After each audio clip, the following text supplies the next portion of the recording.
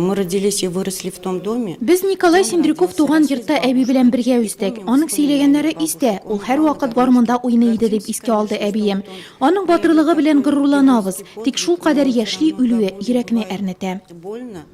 Надеждага батыр туганын үз күзләре белән күрергә насыйп булмый. Шулай да 15 яшьлек чагында Украинага барып, авысы күмелгән туганнар каберенә чәчәкләр салу бәхетенә ирешә. Мәдәният йортында көйләнгән күргәзмәдәге фоторәсемнәр арасында әлеге вакыйга сурәтләнгәне дә бар. Чарага килүчеләр герой якташлары тормышы белән якыннан таныша алды. Аның турында истәлекләрне киләчәк буыннарга да җиткерү максатыннан бүгеннән Николай Синдриков туган йортны мемориаль такта бизәп торачак. Именно из-за того, что были такие герои, защитники Отечества, мы смогли отстоять нашу Родину.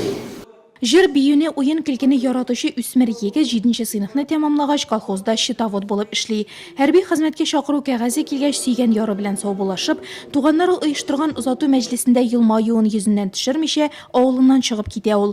Башкаларга күрсәтмәсә дә йөрәге сизә, ул бирегә башка кайтмаячак. Саранск шәһәрендәге хәрби пехота училищесын тәмамлаган лейтенант 43нче елны фронтка җибәрелә.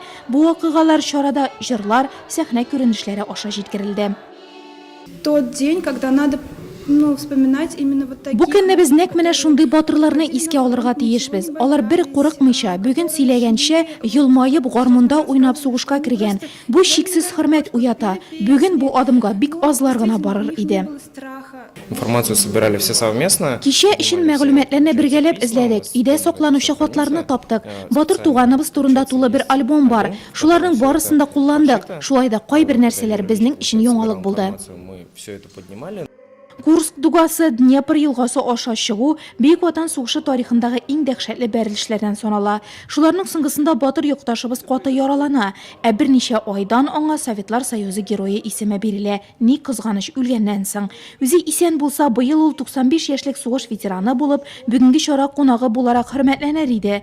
Туганнары һәм авылдашлары хәтерендә батырлыгы һәм истәлекләр генә яшәргә калды шул.